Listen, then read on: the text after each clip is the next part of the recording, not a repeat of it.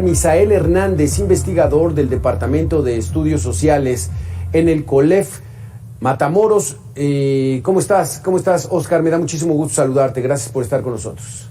Muy buenas tardes, un placer saludarte, al igual que el auditorio. Doctor, de entrada, estaremos este 2021, además de la crisis de la pandemia, además de la violencia exacerbada, en el peor año de los últimos 30 o 40 en cuestión migratoria.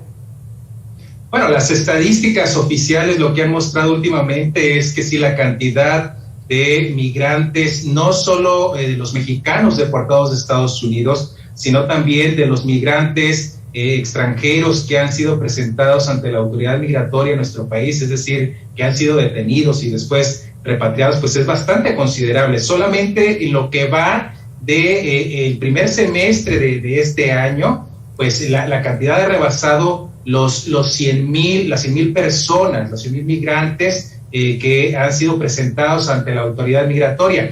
Y esto yo creo que debe de sorprendernos, en especial en estos tiempos de contingencia sanitaria, porque finalmente se han incrementado las medidas de vigilancia en las fronteras, el fenómeno de la securitización, no solo en la frontera México-Estados Unidos, sino también en la frontera sur de México con Guatemala, se ha incrementado bastante. Y bueno, y esto es más que visible de que a pesar de toda esta securitización, el flujo de migrantes continúa.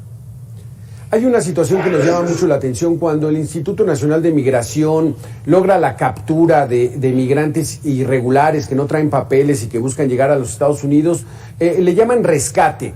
¿Esto es un eufemismo? ¿Trata de engañar? ¿Cómo debemos manejarlo? Porque son detenidos, aprendidos, van a ser deportados. ¿Cómo debe ser esto, doctor? Bueno, como bien lo señalas, yo creo que sí son estilos bastante eufemísticos a veces.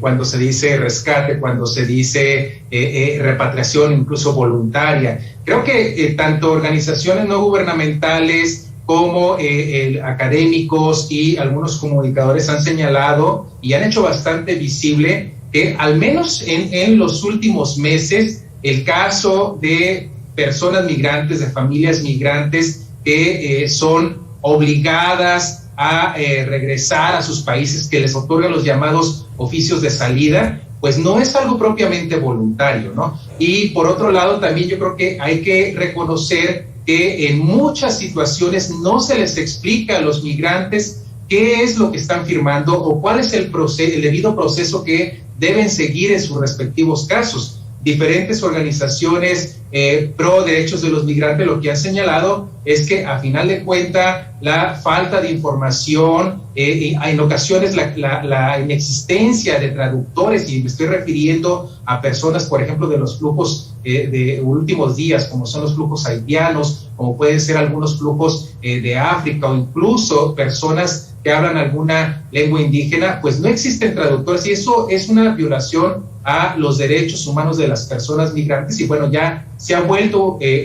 recientemente algo que es bastante característico de las prácticas que se vienen aplicando. Doctor Oscar Misael, aquí si ya hablamos sin simulación sobre esos términos, México está haciendo el trabajo sucio de los Estados Unidos desde la era Trump, que el presidente les dijo, no los quiero ver, el presidente de Estados Unidos, no los quiero ver en la frontera con Estados Unidos, deténganlos desde atrás. Es este trabajo sucio que ha llegado a rayar en lo inhumano, por ejemplo, lo que están aplicando con los ciudadanos haitianos. Yo creo que lo más evidente es que desde hace ya varios años esto ha sido una constante. México está, a final de cuentas, subsumido en las políticas migratorias estadounidenses, está reproduciendo mucho de lo que está definiendo el gobierno de los Estados Unidos. Yo miré incluso hasta el llamado Plan Frontera Sur, que tuvo una subvención para el llamado control ordenado y seguro de las migraciones, ¿no? En la era del expresidente Donald Trump, a final de cuentas, yo creo que esto se hizo bastante más visible, en especial con la aplicación de los mal llamados protocolos de protección a migrantes, o Quédate en México, que básicamente era toda aquella persona que estaba solicitando asilo en los Estados Unidos debía permanecer en ciudades mexicanas, aunque México no no tenía y no tiene hasta la fecha las condiciones de seguridad para salvaguardar a las personas migrantes. Y por supuesto, México siguió en este mismo plan, pero creo que la parte peor es que lo que hemos visto recientemente, y como bien lo señalas, no solo con los flujos de haitianos, sino también desde las llamadas caravanas de migrantes, donde el despliegue de fuerzas del orden, y estoy hablando de agentes de la Guardia Nacional o en un principio de la Policía Federal, con las caravanas de migrantes, empezaron a desplegar una serie de estrategias de contención, de encapsulamiento, de desintegración, de familias propiamente. Yo creo que eso está hablando bastante mal. Lo que sucedió recientemente con los haitianos en la frontera de Ciudad Acuña con Del Río, yo creo que también muestra la otra parte de los Estados Unidos, donde también se han llevado a cabo este tipo de prácticas. La analogía que se hacía entre el trato de agentes de la patrulla fronteriza versus los haitianos que llevaban a las condiciones de esclavitud en la antigua Unión Americana, bueno, ya nos da mucho en qué pensar, pero del lado mexicano también se levanta todo un operativo de agentes de diferentes niveles de gobierno para empezar a azuzar, para amedrentar a los migrantes y, por supuesto, esta es una seria violación de los derechos humanos. Doctor, en los hechos, México es el tercer país seguro, esta figura que establece Naciones Unidas de todo lo que no pueda asilar o refugiar los Estados Unidos, México se lo tiene que quedar. ¿Y por qué hay tanta renuencia del gobierno de México de no admitir que, pues, en los hechos somos el tercer país seguro? Sí, bueno, me parece que a final de cuentas regresamos al principio. Yo creo que se trata de una política migratoria no nacional, ni siquiera binacional, es una política que se ha seguido últimamente a nivel global, ¿no? Hay una diferenciación entre los países que pueden ser receptores de migrantes, los que son expulsores de migrantes, los que supuestamente son países seguros. Creo que en el caso mexicano hemos pasado una transformación muy radical en materia migratoria. Hemos pasado de ser un país de tránsito migratorio, ¿sí?, a un país supuestamente de destino migratorio, pero en el proceso y especialmente dentro de la política migratoria de Trump, nos convertimos en lo que se ha llamado dentro de la academia como un país tapón, es decir, un país donde los migrantes están atorados, ya no pueden subir más, y esto obviamente obedece a todo un negocio que también se ha denominado negocio de la xenofobia, ¿no? Es un negocio en el que explotar a las familias migrantes, el sufrimiento, la vulnerabilidad, pues se ha vuelto bastante lucrativo para diferentes personas que están huyendo de sus países de origen no por gusto. La gran mayoría está huyendo por condiciones de violencia estructural en términos de desempleo, en términos de inseguridad, incluso por violencia de género o persecuciones políticas. Doctor, el tema de los niños, dice la UNICEF que al menos el 30% de esta oleada de migrantes que intentan cruzar territorio mexicano para llegar a los Estados Unidos son menores de edad. Muchos de ellos viajan hasta solos. Este fenómeno es nuevo, o sea, ya de plano los habitantes desesperados de Centroamérica, de Sudamérica, del Caribe, están arriesgando ya a sus hijos, pues ve, si llegas a Estados Unidos, tu futuro va a ser distinto. ¿Ese es el drama? ¿Ese es el tamaño del drama?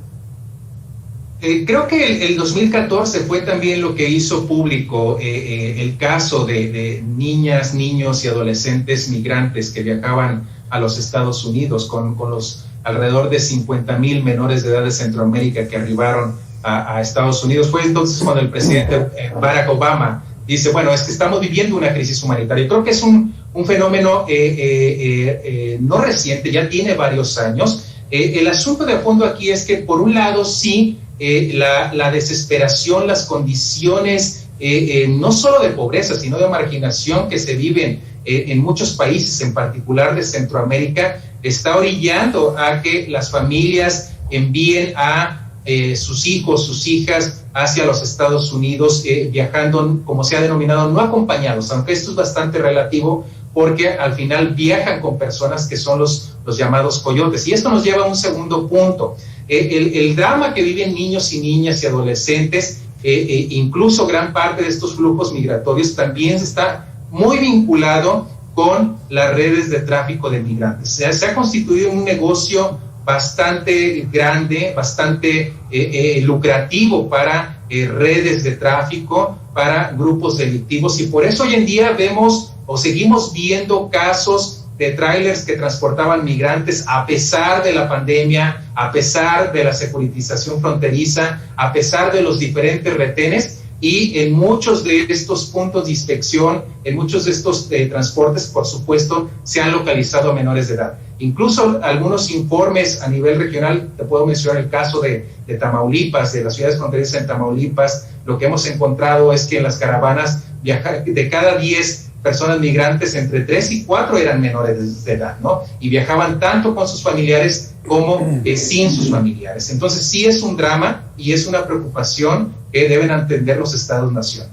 Doctor, ya nos hablaste de ese fenómeno, personas que buscan pasar por el territorio mexicano para llegar a Estados Unidos, pero esto coincide también con cifras muy elevadas de deportaciones de mexicanos ya en los Estados Unidos que los están repatriando. ¿Estas cifras también han subido? ¿A qué se debe? ¿Por qué hay esa situación que chocan dos fenómenos al mismo tiempo y esto hacen peor la crisis? Sí, definitivamente. Yo creo que volvemos al principio. Los datos oficiales lo que muestran es que lo que va de 2021, poco más de 148,000 personas migrantes mexicanas han sido devueltas de los Estados Unidos. Y esto, bueno, es obviamente bastante preocupante porque nos está mostrando las dos caras de una moneda que se viven en México. Por un lado, estamos siendo testigos del flujo masivo de personas, de familias migrantes de Centroamérica, de Sudamérica, del Caribe ahora, pero por otro, nuestro país no ha dejado de ser un punto de expulsión de migrantes que todavía siguen yendo a los Estados Unidos a trabajar, y esto, bueno, esto nos remite a final de cuentas a situaciones de pobreza y de marginación, ¿por qué no decirlo?, que se viven en diferentes regiones de todo el paisaje nacional. Y hay que señalarlo en concreto, lo que nos muestran los datos es que principalmente se emigran personas que provienen del sur, y estamos hablando de Chiapas, de Oaxaca, de Guerrero, y en una parte del occidente nos referimos a Jalisco, nos referimos a Guanajuato, que son o siguen siendo puntos todavía expulsores de migrantes. Y por supuesto, a pesar de las condiciones de seguridad de las fronteras, a pesar de todo este panorama tan reacio, se sigue migrando y se siguen haciendo las deportaciones. Y esto tiene un rostro más, y es el de finalmente la política migratoria que se está siguiendo en los Estados Unidos, a pesar de la transición de gobierno que existe en aquel país, ahora con el presidente Joe Biden y recientemente entrando a su administración con el término de los protocolos de protección a migrantes, etcétera. Pero vemos que todavía sigue un lado bastante duro, bastante reacio de la política migratoria de los Estados Unidos, no solo hacia centroamericanos o caribeños, sino también hacia mexicanos. Por último, doctor, ¿el problema de la migración en estos momentos como lo tenemos tiene solución? A mí me parece que hay mucha solución. Lo que ha mostrado el gobierno mexicano es que parece ser que estamos categorizando a los migrantes como migrantes de primera, migrantes de segunda y sucesivamente. El caso no solo de los caravanas de centroamericanos o de los haitianos, sino también de las personas haitianas afganas, nos han mostrado mucho eso, ¿no? El darles inmediatamente acceso al país, el darles refugio comparado con otro tipo de migrantes. Esto ya nos está mostrando una categorización. Yo creo que no se ha explorado, por un lado, a fondo, ver la tradición de refugio que nuestro país tiene para migrantes, no solo en los años 30, el caso de los españoles que huían del régimen de Franco, no solamente en los años 80 para el caso de familias guatemaltecas que huían del golpe de Estado, la guerrilla, sino también que hoy en día tenemos mucho potencial para dar este rostro de brazos abiertos a innumerables familias migrantes, y esto yo creo que abocaría a final de cuentas y sumaría en un asunto de enriquecimiento transcultural que el Estado mexicano aún no ve, pero es un potencial bastante visible. Doctor Óscar Misael Hernández, investigador del Departamento de Estudios Sociales del COLEF en Matamoros, muchísimas gracias, muy interesantes tus conceptos, doctor. Gracias, un placer saludarles. Gracias, y ahora le damos la bienvenida a Eunice Rendón, experta en migración y temas de seguridad. Eunice, me da muchísimo gusto saludarte a través de Mega Noticias. Hola, ¿cómo estás? Buenas tardes.